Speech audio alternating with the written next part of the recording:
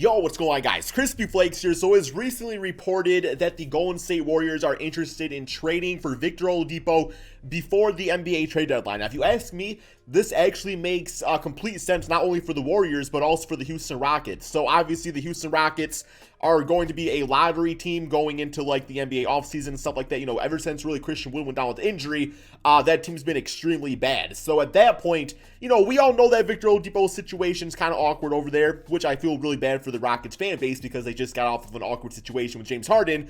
But plain and simple, Oladipo doesn't really want to be there anymore. He's on an expiring contract. It's one of those circumstances where you just, you know, trade him for something, man, right? Like get some sort of value back for the shooting guard that probably most definitely is not going to be on your team next season. So before we get going on this video, before we get going on this trade, if you guys don't mind dropping that like, 1,000 likes is always the goal.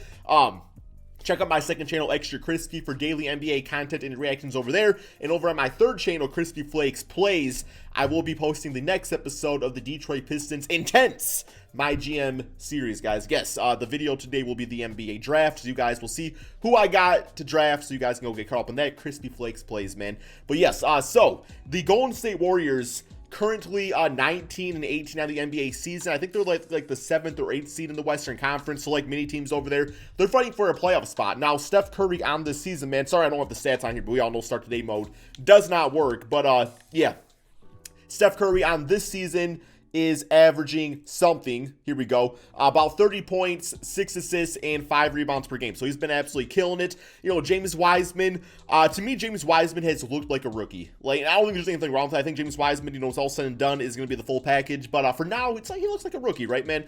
Andrew Wiggins has been stellar. I think he's been a lot better than people give him credit for. I think he's been a lot better than, you know, really the expectations of him being on this team were. I mean, I know this man has been completely roasted for the past however many years because obviously when he came into the NBA as that first pick by, I think it was by the Cleveland Cavaliers when he got traded to the Minnesota Timberwolves for Kevin Love, people were saying like Andrew Wiggins was going to be the next LeBron James. And anytime you are given those type of shoes to fill, I mean, more times than not, it's going to end poorly for you, but that does not mean you still can't be a quality NBA player, which is what Wiggins is for this Warriors team. You know, Draymond Green is averaging like 9 assists per game for the squad out there, obviously not scoring much. He's never really been that, though, so he's fine. Eric Paschall's fine. Klay Thompson obviously out for the season, which is why the idea of Oladipo makes so much sense, because even if you trade something for Oladipo and he doesn't resign with the team, that's fine. Right now, in this present, you know, Steph Curry's 32. I mean, it's not like he has like a billion years left in the NBA, especially playing at this type of level. So you want to get somebody out there this season to make a run this season, right? Like, you don't want to waste any time, right, man? So I think that Oladipo could be a nice filler until Klay Thompson is healthy next NBA season. And then, you know, you look like Kelly Oubre, Kevon Looney, Kent Bazemore, guys like that. Look, they're all some nice guys. I mean, I know that Oubre had a very slow start to the season, but he's gotten a little better on the year. He is their third leading scorer at about 16 points, 6 rebounds per game, shooting 32% from 3, but all things considered, he was shooting like literally like 2% for like the first few games of the NBA season. So it's starting to balance out a little bit.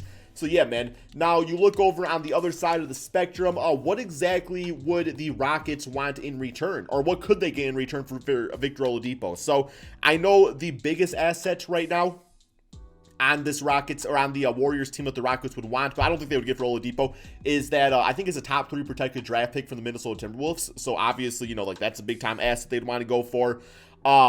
I would say I wouldn't give up like a James Wiseman, anybody like that. It's because, I mean, if it was Oladipo for like 3 or 4 seasons, then sure, maybe you can make that case. But still, on an expiring contract, man, it simply does not make much sense. You know what I'm saying? So to give up too much for Oladipo. So if I'm the Warriors, this is the type of trade that I personally would look to do. So let's go to post trade. Let's go ahead and toss the man Oladipo up in here. Now I will say too, like, if you want to get crazy with it, we could potentially also toss PJ Tucker into a trade, which I think I'm honestly going to do, man.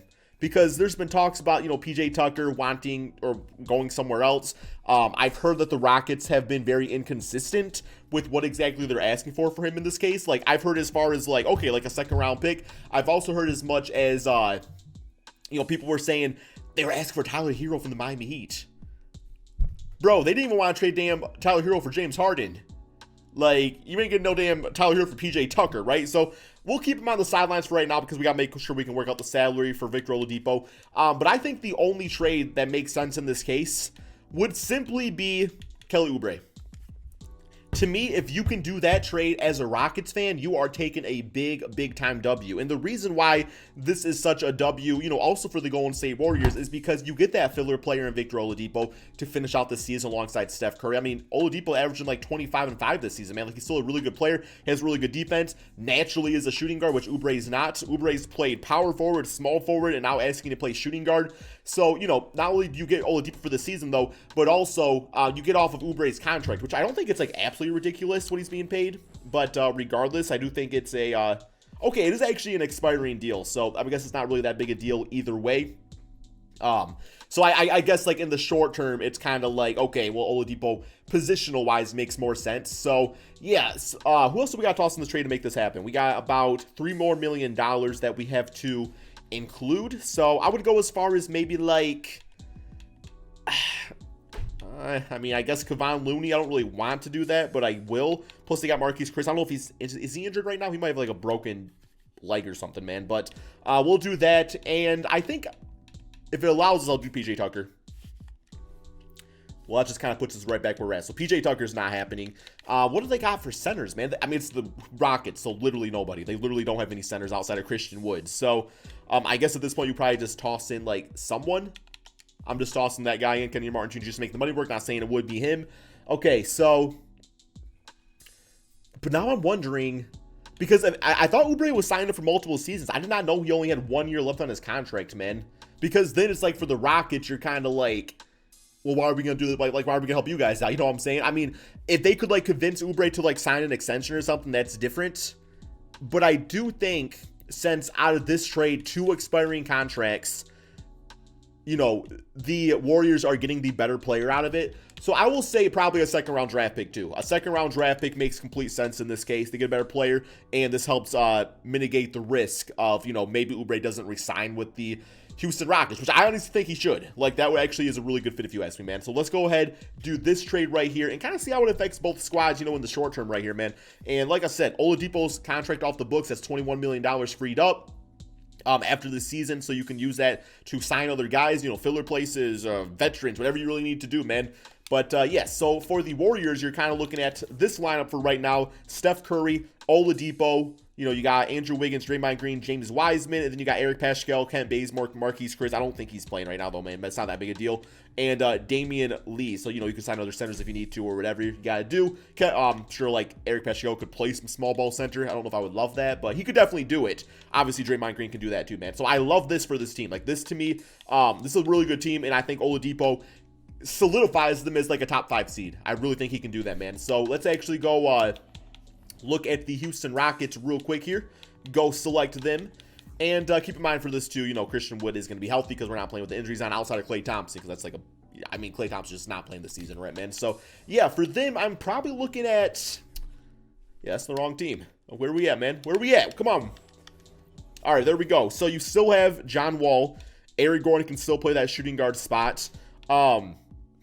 They got Deshaun Tate at, he's 6'4", playing small forward, man. Damn, bro. Yeah, I'm going to put Deshaun back at small forward, just naturally right there. Oubre 6'7". Not like he's the tallest guy. He's like tallest guy out there. But as a power forward, 79 overall. So we could have put him at small forward. He's at 81 overall. But I think power forward still makes more sense. I don't think Thomas is on this team, but I think the game just kind of signed him over. You got Kevin Porter. You do get the more of that natural, defensive rebounding center in Kevon Looney, which will just kind of help them out size-wise too. In all honesty, you could go Christian Wood at the 4th spot. Oubre, I might try out that lineup actually, man. No, Deshaun Tate's been nice this season. So yeah, we'll use Kevon Looney off the bench, and we'll go with that. So their final lineup looking like this. That's not a bad team, man. You got a lot of young players out there. Obviously, John Wall and Eric Gordon are not that. So Eric Gordon could still look to get shopped for something that you're looking for. But as far as like your, front court of the future, Deshaun Tate, Kelly Oubre, and Christian Wood, that is not a bad way to go. And then they're going to be a bad, they're going to be a bad team. So they're going to get like a lottery pick, man. If you can get like, I don't know, man, who's some of the, I don't know, like the Suggs dude is kind of the beast. Obviously, like, Cade Cunningham's a beast. I think it's somebody like that.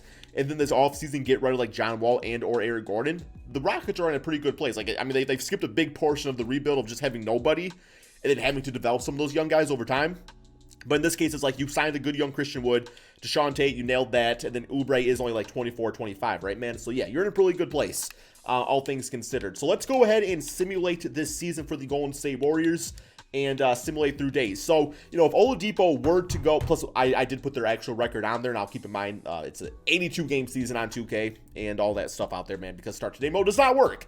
But yeah, man, all things considered with the Golden State Warriors, do I think Victor Oladipo, does that win them a championship?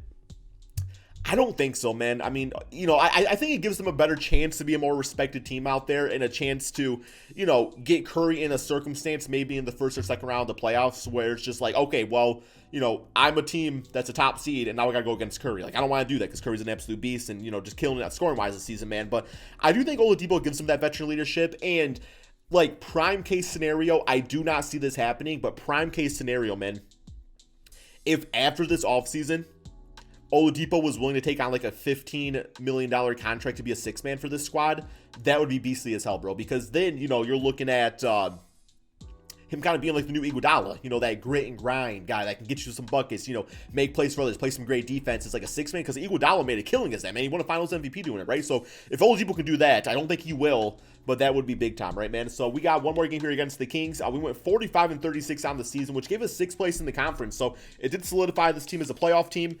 And, yeah, that's great, man. So we got LeBron MVP, LaMelo Rookie of the Year. I kind of want to do a video of what if LaMelo was drafted by the Warriors. I think that'd be really interesting. I'll probably do that, like, in the future because, obviously, like, we just did a Warriors video. But, yeah, man, All-NBA first, All-NBA, where are we at? All-NBA second with Steph Curry making that, and All-NBA third. So, obviously, no other Warriors making that, but that's all good. We got Wiseman making that All-Rookie first team.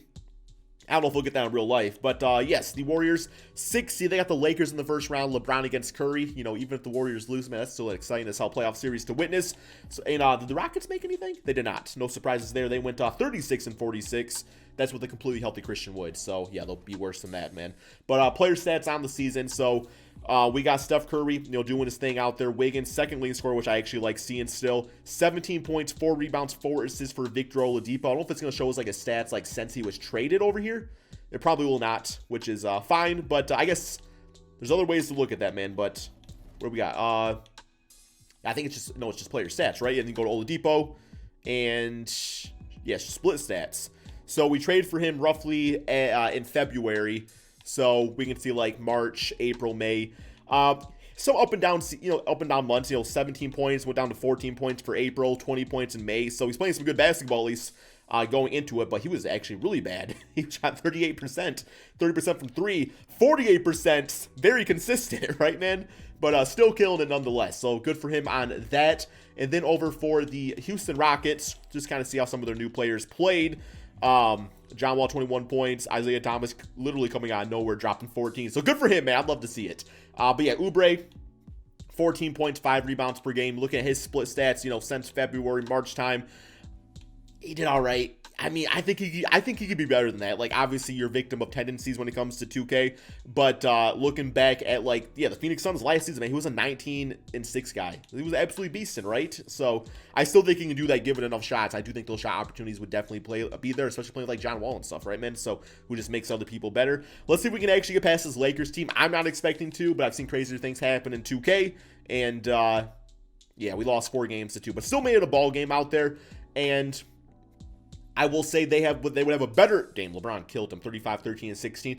They have a better chance with Oladipo, you know, upsetting somebody in the first round. Maybe not in this case, he was Dame over 6, played like trash, than they would with, you know, Kelly Oubre. So, yeah, I still think the trade makes sense. It gets at least Oladipo within the organization for that small 5% chance. They're like, hey, like, you want to be the new Iguodala for this squad, man? Like, we're looking to run it back. We got Klay Thompson. And plus, you know, you could still run that lineup of, yo, that'd be a killer small ball lineup. Steph Curry, Oladipo, Klay Thompson, Andrew Wiggins, and Draymond Green. Like, Klay, assuming he comes back defensively, Oladipo's a great defender. Draymond Green, obviously, is the lead. Andrew Wiggins has gotten so much better. Sorry, Steph Curry, I didn't mention your name, man. But regardless, like, that's actually a killer small ball lineup. I would love to see that, man. But that's all we got for today's video, man. I will say thank you guys so much, especially if you watch this entire video.